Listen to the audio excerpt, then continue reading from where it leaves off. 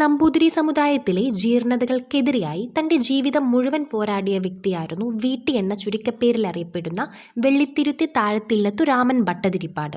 1896 March 26 പഴയ പൊന്നാനി താലൂക്കിലെ മേഴത്തൂർ വില്ലേജിൽ വെള്ളിത്തുരുത്തി താഴത്തില്ലത്ത് അദ്ദേഹം ജനിച്ചു. പരമ്പരാഗത രീതിയിലുള്ള വേദധ്യാനം നേടി.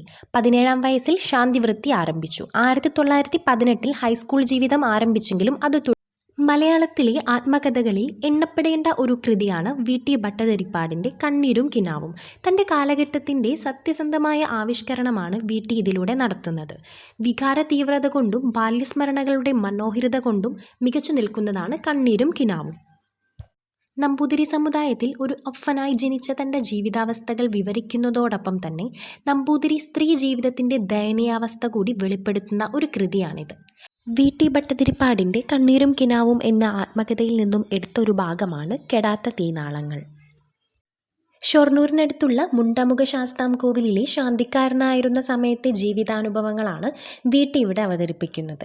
അമ്പലത്തിലെ അത്താഴപൂജ കഴിഞ്ഞ് ഭക്തരെല്ലാം പിൻവാങ്ങിയ ശേഷം തൻ്റെ ജോലിയൊക്കെ തീർത്തിരിക്കുമ്പോഴാണ് അമ്മ വാരസ്യാരും അവരുടെ പേരക്കുട്ടിയായ അമ്മുക്കുട്ടിയും വരുന്നത്. അപ്പം അവരുടെ ജന്മിയും ഊരാളനുമായിട്ടുള്ള പ്രായം ചെന്ന ഒരു ബ്രാഹ്മണനുമായി അമ്മുക്കുട്ടിയുടെ വിവാഹം നിശ്ചയിച്ചിട്ടുണ്ട്.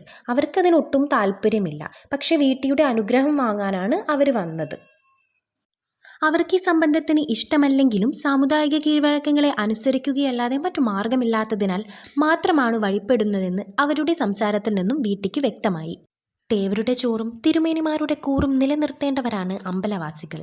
അതിനാൽ അവരുടെ നിസ്സഹായാവസ്ഥ വീട്ടിക്ക് മനസ്സിലാവുന്നു. അമ്മുക്കുട്ടിയെ വിവാഹം കഴിക്കാൻ വീട്ടിയുടെ മനസ്സിലും ഒരാഗ്രഹമുണ്ട്. പക്ഷേ തൻ്റെ നിസ്സഹായാവസ്ഥയിൽ നിന്നുണ്ടായ അപമാനഭാരത്താൽ ഉരുകുകയാണ് അദ്ദേഹം. പിറ്റേന്ന് ഉണരാൻ വൈകിയതിനാൽ കർമ്മങ്ങളും വൈകി. ദിവസങ്ങൾ കടന്നുപോയി. ഒരു ദിവസം ഉച്ചപൂജ കഴിഞ്ഞ് സ്വസ്ഥമായിരുന്നപ്പോൾ അദ്ദേഹത്തിൻ്റെ മനസ്സിലൂടെ പല പല ചിന്തകൾ കടന്നുപോയി. സാമുദായികമായ അനാചാരങ്ങളും അടിയായ്മയും കുടിയായ്മയുമെല്ലാം പുതിയ തലമുറയെ തകർത്തു. ദേശീയ പ്രസ്ഥാനത്തിലെ തീയും പുകയും ആളിപ്പടരുന്നതെല്ലാം അദ്ദേഹം സ്വപ്നം കണ്ടു. ശാന്തിക്കാരനായി കഴിയുന്ന കാലത്ത് ഭാവിയെപ്പറ്റി ഒരു പ്രതീക്ഷയും വീട്ടിക്കുണ്ടായിരുന്നില്ല. തൻ്റെ മുന്നിൽ വരുന്നതെന്തും ചവച്ചു നോക്കുക മാത്രമായിരുന്നു അപ്പോൾ ചെയ്തിരുന്നത്. അതിൽ നല്ലതേത് ചീത്തയേത് എന്ന വിവേചന ബുദ്ധിയൊന്നും വീട്ടിക്കുണ്ടായിരുന്നില്ല. പിന്നീട് എപ്പോഴോ കുടുംബജീവിതത്തെപ്പറ്റി കുറച്ച് മധുര സ്വപ്നങ്ങൾ അദ്ദേഹം കണ്ടു തുടങ്ങി. ആ സ്വപ്നങ്ങളിൽ അമ്മുക്കുട്ടി എന്ന മധുര 17കാരി കയറിക്കൂടി. തൻ്റെ മധുരാഭിലാഷങ്ങൾ എന്നെങ്കിലും സാക്ഷാത്കരിക്കപ്പെടുമെന്ന് അദ്ദേഹം ആശിച്ചിരുന്നില്ല. കാരണം ഒരപ്പൻ നമ്പൂതിരിക്ക് വിവാഹം അനുവദനീയമായിരുന്നില്ല.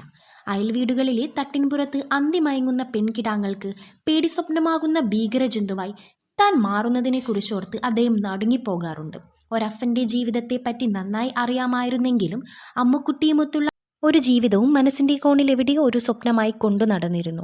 അപ്പോഴാണ് സംബന്ധ വാർത്ത അറിയുന്നത്. ഉള്ളിൽ മൊട്ടിട്ട പ്രണയം അതോടെ വാടിക്കൊഴിഞ്ഞു പോകുന്നു. സ്ത്രീ എന്ന നിലയിൽ അമ്മുക്കുട്ടി അനുഭവിക്കുന്ന അസ്വാതന്ത്ര്യത്തെക്കുറിച്ച് ചിന്തിക്കുന്നു.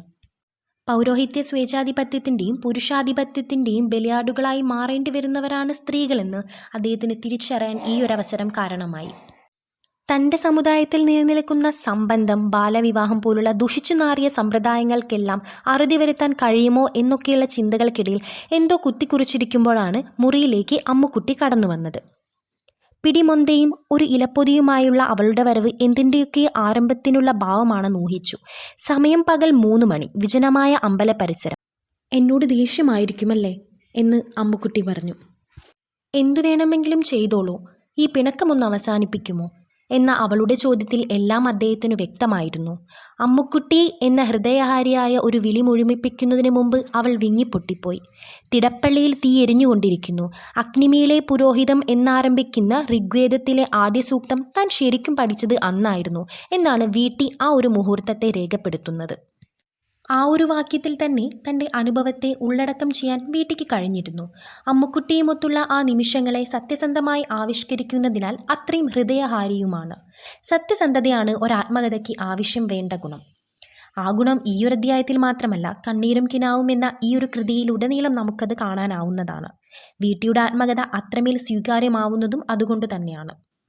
വീട്ടിയുടേത് മാത്രമല്ല, അമ്മുക്കുട്ടിയുടെയും അവസ്ഥ കൂടിയാണ് ഈ ഒരു ഭാഗത്ത് അദ്ദേഹം വിവരിക്കുന്നത്. നമ്പൂതിരി സമുദായത്തിലെ അടിച്ചമർത്തപ്പെട്ട ഓരോ സ്ത്രീകൾക്കും വേണ്ടി അദ്ദേഹം എപ്പോഴും വാദിക്കാറുണ്ട്. അദ്ദേഹത്തിൻ്റെ ഓരോ കൃതിയിലും നമുക്കതിൻ്റെ ചെറിയ ചലനങ്ങൾ കാണാനാവുന്നതാണ്. അന്നത്തെ ഒരു നമ്പൂതിരി സ്ത്രീയുടെ അവസ്ഥ എന്നാൽ വെക്കുക, വിളമ്പുക, പ്രസവിക്കുക. ഇനി അമ്മുക്കുട്ടിയുടെ അവസ്ഥയും അതുതന്നെ ആയിരിക്കും. തൻ്റെ ഒരു നഷ്ടപ്രണയം കൂടിയാണ് ഈ ഒരു കൃതിയിലൂടെ അദ്ദേഹം മുന്നോട്ട് വയ്ക്കുന്നത്. തൻ്റെ സാഹചര്യം കൊണ്ട് മാത്രം നഷ്ടപ്പെട്ട ഒരു പ്രണയം. കാര്യങ്ങൾ വലിച്ചു നീട്ടാതെ കൃത്യമായി പറയുന്ന ഒരു ശൈലിയാണ് വി.ടി. ഭട്ടതിരിപ്പാടിനുള്ളത്. അതുകൊണ്ട് തന്നെയാണ് അദ്ദേഹത്തിൻ്റെ എല്ലാ കൃതികളും നമുക്ക് അത്രമേൽ സ്വീകാര്യമാവുന്നത്. എന്തൊക്കെയാണെങ്കിലും തൻ്റെ കാലഘട്ടത്ത് നടന്നു കഴിഞ്ഞ അല്ലെങ്കിൽ കഴിഞ്ഞൊരു കാലഘട്ടത്തെ ഓർമ്മിപ്പിക്കുന്ന ഒരു ആവിഷ്കരണമാണ് അദ്ദേഹത്തിൻ്റെ എല്ലാ കൃതികളിലും നമുക്ക് കാണാനാവുന്നത്. അദ്ദേഹത്തിൻ്റെ മറ്റു പ്രധാന കൃതികൾ അടുക്കളയിൽ നിന്നും അരങ്ങത്തേക്ക്, നാടകം, രജനീരകം, പോംവഴി, കഥകൾ, സത്യമെന്നത് ഇവിടെ മനുഷ്യനാകുന്നു, വെടിവെട്ടം, കാലത്തിൻ്റെ സാക്ഷി, എൻ്റെ മണ്ണ്, ലേഖനങ്ങൾ, കണ്ണീരും കിനാവും, കർമ്മവിഭാജകം, ജീവിതസ്മരണകൾ, ആത്മകഥാരചനകൾ. മലയാളത്തിലെ പ്രധാന കവികളെയും അവരുടെ പ്രധാന രചനകളെയും പരിചയപ്പെടുത്തുകയാണ് ഞാൻ ഈ ചാനലിലൂടെ. കുറഞ്ഞ രീതിയിൽ എളുപ്പത്തിൽ മനസ്സിലാക്കാൻ പറ്റുന്ന രീതിയിലാണ് ഇത് അവതരിപ്പിച്ചതെന്ന് ഞാൻ വിശ്വസിക്കുന്നു. നിങ്ങൾ ഈ ചാനൽ സബ്സ്ക്രൈബ് ചെയ്ത് സപ്പോർട്ട് ചെയ്യുക. വരും ദിവസങ്ങളിൽ മറ്റു കവികളെയും അവരുടെ കൃതികളെയും നമുക്ക് ചർച്ച ചെയ്യേണ്ടതുണ്ട്. നന്ദി, നമസ്കാരം.